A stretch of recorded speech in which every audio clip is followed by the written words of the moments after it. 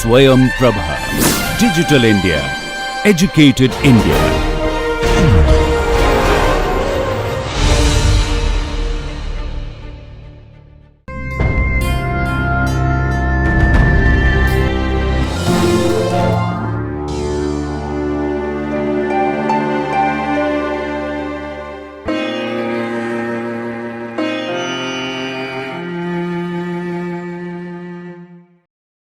Welcome to the session on the course Therapeutic Nutrition. This is the fifth module, that is Nutritional Management of Non-Communicable Diseases. And this is the fourth lecture in which we shall be focusing on nutritional management of diabetes. I am Dr. Jaspreet Kaur, presently working as Assistant Professor in Government College for Girls, Ludhiana, Punjab, affiliated to Punjab University, Chandigarh. And this project is funded by DTH Swayam Prabha, MHRD, New Delhi. Let's quickly recall what we learned in the last lecture. We learned about the acute and chronic complications of the diabetes, in which we studied that the acute complications would be hyperglycemia, hypoglycemia or ketoacidosis. And there could be long-term complications, which could be either macrovascular diseases such as cardiovascular diseases, cerebrovascular diseases, or peripheral vascular disease, or it could be microvascular complications affecting our kidneys, eyes, and the skin. And the effect of impaired carbohydrate metabolism on fat and protein metabolism was also discussed. And then we studied about the management approaches, that is pharmacological and non-pharmacological approaches.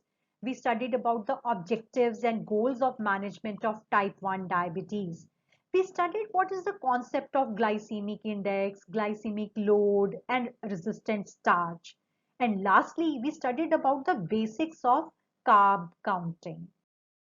So in this last lecture, we shall be learning about management of diabetes through diet and lifestyle modification for type 2 diabetics. And then we will study how to go for macro and micronutrient modifications.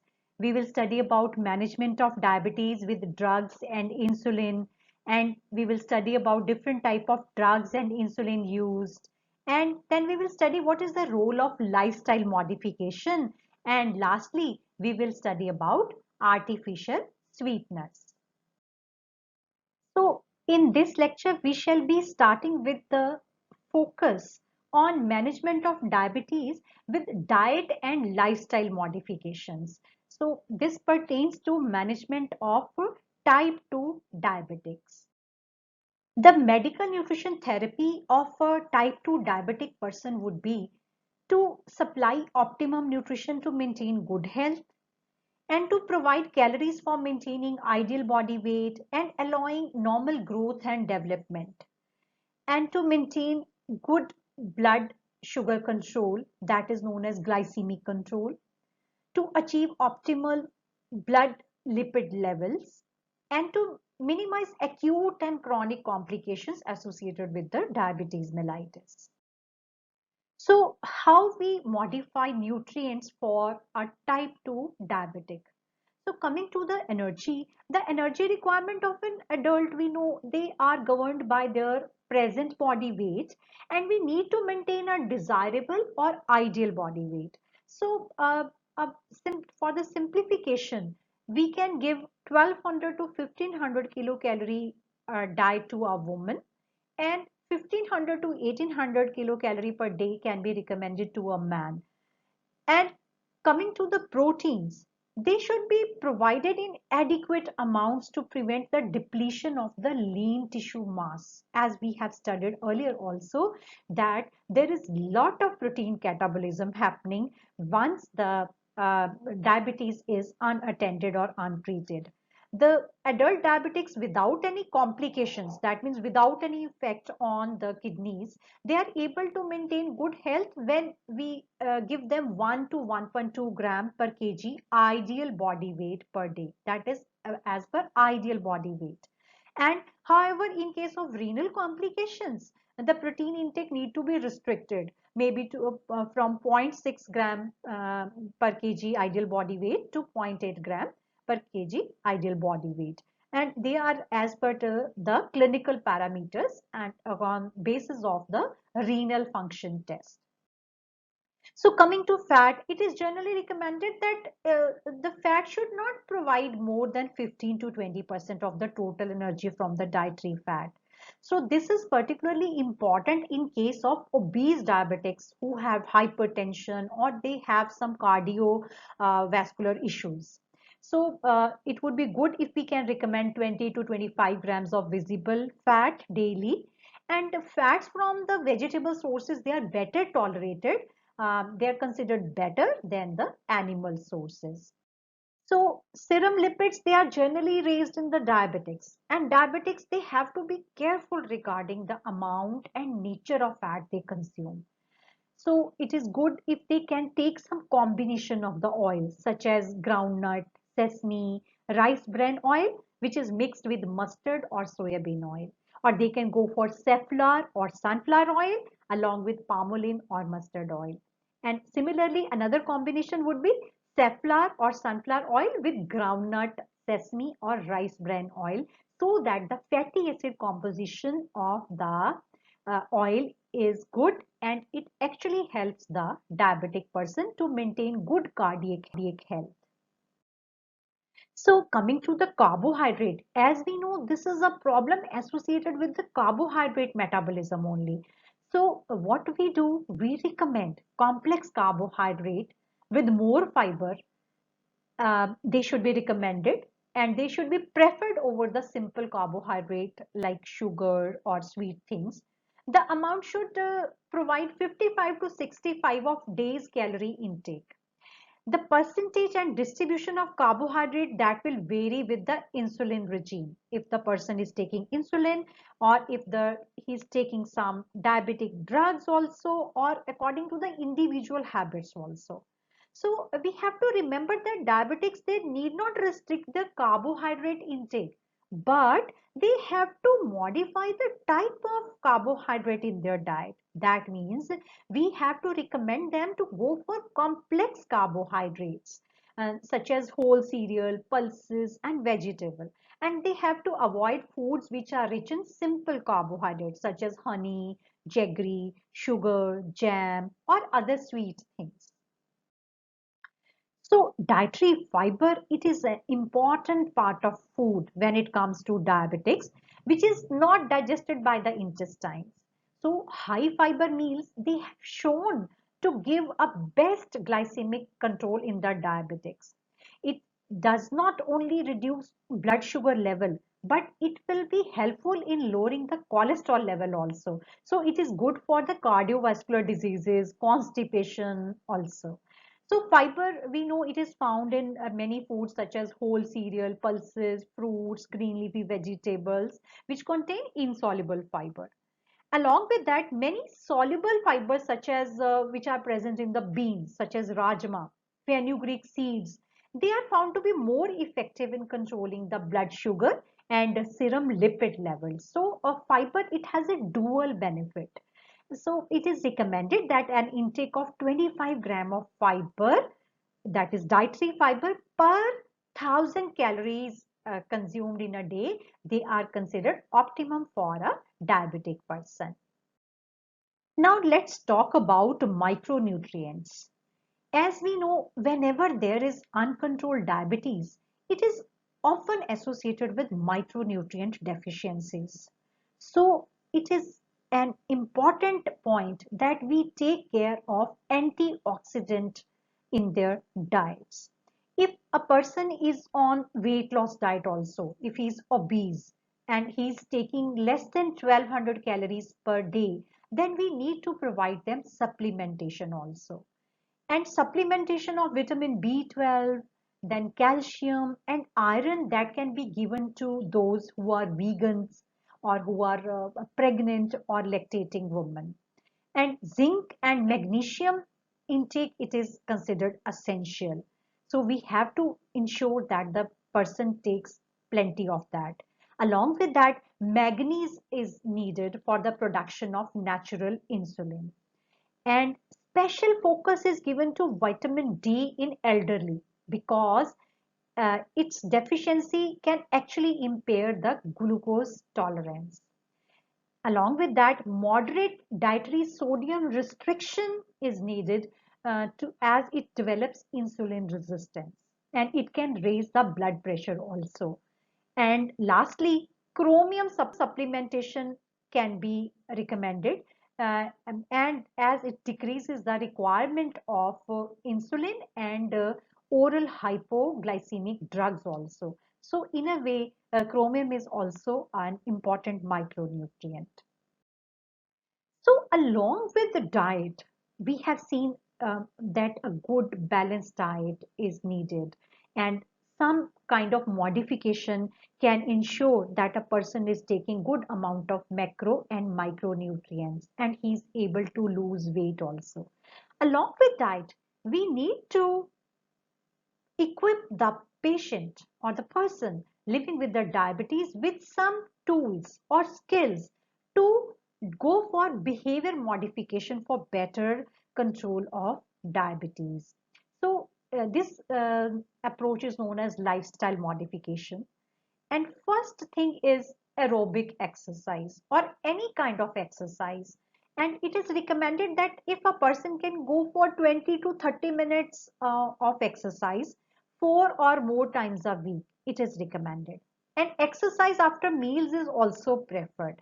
And there are many benefits of exercise, particularly for the type 2 diabetics.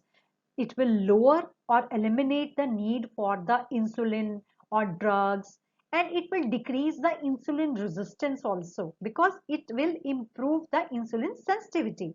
It will help in weight loss also, and maintenance of decreased weight. It will lower the other problems such as it will lower the triglyceride, it will increase the HDL levels, and it will improve the circulation throughout the body. It will reduce stress on that person, and it will reduce high blood pressure. See, there are so many effects which are positive for a diabetic if he is physically active. Along with physical exercise, patient counseling is also an important part of dietary management to help the diabetic patient to understand their dietary modifications and the foods which are permitted and the foods which should be avoided so that he can increase the palatability of the existing diet, and it will encourage the patient to increase the dietary intake of nutrient dense food items. Let's study about the foods which are to be taken in restricted amount both for type 1 and type 2 or other type of diabetic. Then first type of food will be those coming from the refined cereals, as we are recommending them to go for the complex carbohydrates and the whole cereal and grains. So anything which is processed, anything which has lesser amount of fiber is not good for diabetics. So anything which is made up of maida, that is refined flour, such as samosa, Maggi, mathi, noodles, macaroni, they are not good for the diabetics, and they should be taking them in restricted amounts. And sweets, as we know, they will be providing empty calories, they will be high in glycemic index, so sugar, good, honey, glucose, and then syrups, ice creams, all the sweet products, sweet meats we call them, then cold drinks and sherbets, they are to be avoided. And similarly, fats, they will put additional burden on the already stressed out body. So ghee, butter, cream, pickle in oil, and fried preparations, they should be taken in restricted amount. And along with that, meats such as organ meat like liver, kidney, brain, egg yolk, they should be taken in limited amounts. Coming to some starchy vegetables such as potato, yam, and then colocasia, and things which contains lot of starch, they should be taken in restricted amount. And there are certain fruits which are actually sweet in nature and they contain lot of carbs, such as sapota, which is chiku. We know very sweet mango, which is not a partially ripe, but it is very sweet. And then grapes, banana, and then dates, they should be avoided because they will immediately cause spike in blood glucose level. And along with that, the person should be discouraged to go for fruit juices because juices will take away all the goodness of the fruit, and because it will take away the fiber. And dry fruits, just like peanuts or the other nuts, they are to be taken in limited amounts. A diabetic should consume because they contain good fat, but in limited amounts. And alcohol and alcoholic products, they should be discouraged. But if a person wishes to take or he is habitual, so in very limited portions he can go for that. Such as for a man, he can go for around 45 ml peg per day, or if she is a female, then one peg, that is 30 ml of alcohol per day, that should be taken, and person should not go overboard with the alcohol. If the control is not achieved by dietary management alone, an oral hypoglycemic agent may be needed. So, pharmacological approach to the management of type 2 diabetes mellitus will include oral glucose lowering agents and insulin along with other agents. They will improve the blood glucose control. So, let us study about some important drugs which are given to type 2 diabetics. So, the first category is sulfonylureas. So they are the mildest, and their effect remains for around 8 hours. Hence, 2 to 3 doses need to be taken. And similarly, there are some drugs which need only single dose, which are little stronger and they are long acting. And they stimulate the pancreas to release more insulin. The second category of drugs is biguanides. They are anti-diabetic drugs which do not affect the output of the insulin. They are preferred to the sulfonylurea because they do not cause weight increase. So an example is metformin, which is a very commonly used drug. And metformin, it is a group which is generally prescribed to obese subjects, while sulfonylurea, they are given to non-obese individuals. So this is a table just to show that what is the therapeutic category of the drug along with some common drug names which are usually prescribed to type 2 diabetic persons. Now coming to the second type of treatment, that is insulin preparation, which are given both to type 1 diabetics and type 2 diabetics. These can be of four types. First is short acting insulin preparations. Second is intermediate acting. Third is long acting. And fourth is known as analogs. So let us study about different types of insulin. This is a table to understand the different types of insulin, their start of action, their peak action time, duration of their action, and appearance. So let us study different types of insulin. The first one is a regular type of insulin. The action will start anywhere between half an hour to 1 hour. It will peak at 2 to 4 hours. The duration will be 6 to 8 hours. That means its effect will last for 6 to 8 hours and it has a clear appearance. And we can always go for second type of insulin, that is fast acting insulin, that is known as Lispro or Aspart. It has a very quick onset time, which is anywhere between 5 to 15 minutes. So quick. We can take just before meal. And it peaks anywhere between 1 to 2 hours, but its duration is just 4 to 6 hours. And it has a clean appearance. That means the patient has to go for many doses of insulin if he is taking fast acting insulin. Second category is intermediate acting insulin. So here we can go for NPH. The onset will be, as it is intermediate acting, the onset will be anywhere between 1 to 2 hours, and the peak will be 6 to 10 hours. It will be able to maintain its peak anywhere between 6 to 10 hours, and the duration of action will be 12 plus hours. So a nightly dose can be recommended, and it has a certain cloudy appearance.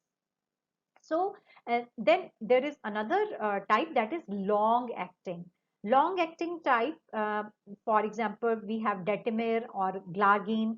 So their onset time is 1 hour or 1.5 hour. So their peak will be, because they are long acting ones, so their peak will be flat, and it has maximum effect in 5 hours.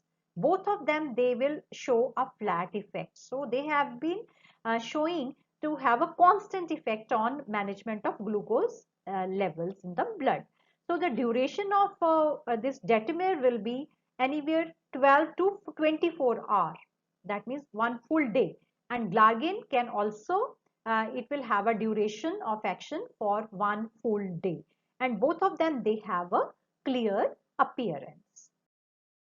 Let's look at beneficial effect of some foods such as fenugreek seeds. They contain a very good alkaloid, and along with that they provide some fiber which helps in lowering of blood glucose level. And there are other foods or isolated fibers such as wheat bran or Bengal gram husk, which can be given in doses around 15 grams per day. They show some hypoglycemic effect in the diabetics. So wheat bran is the best incorporated into biscuits, such as the patient can go for bran biscuits, which are available in the market also, and one can prepare his own bran biscuits at home also. And along with that, guar gum, which contains a soluble fiber, which could be incorporated in the form of biscuits or laddus. And both these fibers, they have shown beneficial effect on the blood sugar of the diabetics, especially in the type 2 diabetics, which have demonstrated a reduction in the hypoglycemic drugs. Let's have a quick look on artificial sweeteners.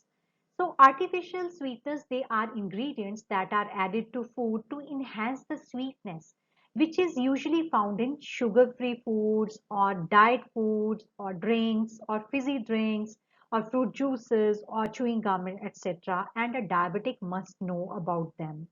The term non-nutritive and artificial sweeteners, they are used interchangeably. So the different type of artificial sweeteners are, the first category is aspartame. Aspartame, it is a white odorless powder that has 200 times sweeter than the sucrose, and it readily dissolves in the water. Although it is a low caloric sweetener and it has no effect on the glycemic control, diabetic patients, they are advised to consume only minimal quantity, as studies, they have shown that aspartame has both harmful and beneficial effects on the lifestyle and metabolism of diabetic patients who depend upon it. And the second type is saccharin. Saccharin is an artificial sweetener that has been widely accepted as sugar substitute. It is 300 to 500 times sweeter than the sucrose, that is our normal sugar, and is the most important and widely used sweetener, especially for the diabetic patients, as it goes directly to the human digestive system without being digested. Next type is sucralose. Sucralose is a derivative of sucrose, and it is a high intensity sweetener. Neotame, it was approved by the FDA as general purpose sweetener. So the next type is asulfamase potassium. It is an artificial sweetener, and that has 200 times sweetness than the sucrose, and it was accepted by FDA as an all-purpose sweetener. This has no glycemic effect by itself, and it is widely available commercially under the brand names such as Sweet and Safe and Snut. Of the five artificial sweetener we have discussed, aspartame, saccharin, asulfamase, neotame, and sucralose, the FDA approves and support their use when consumed under the recommended guidelines.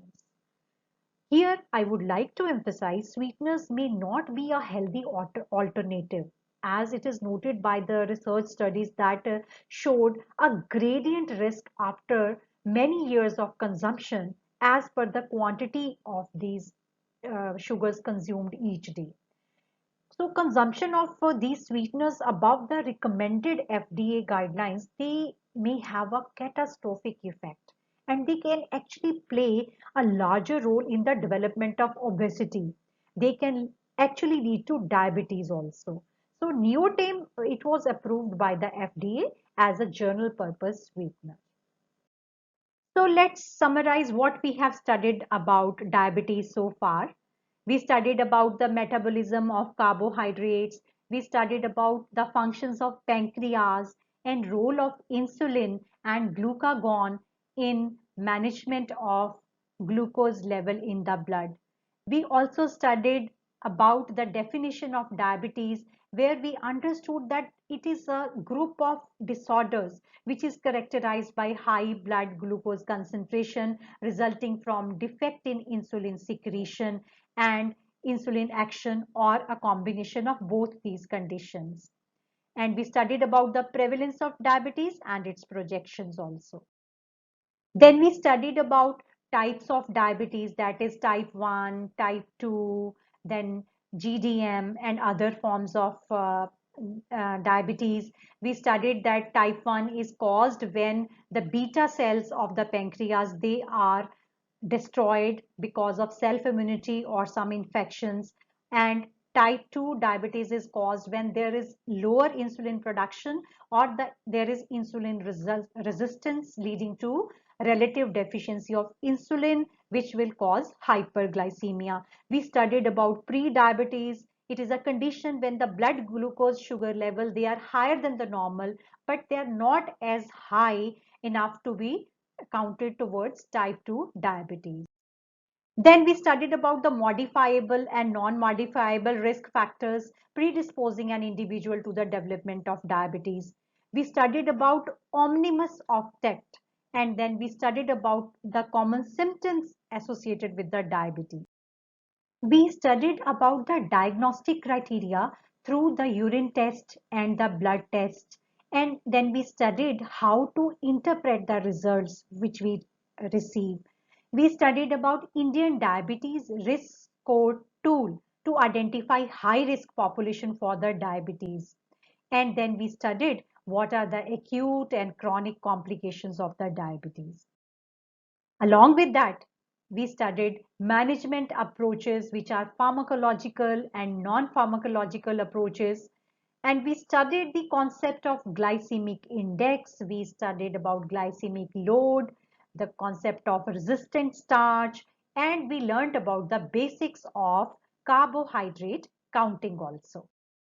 And lastly, we studied about management of diabetes through diet and lifestyle modification, in which we studied about macro and micronutrient modifications for type 2 diabetics. We studied about different types of drugs and insulin and their mode of action. We also studied about role of lifestyle modification. And lastly, we studied about artificial sweeteners. So this finishes our full topic, that is diabetes. Thank you.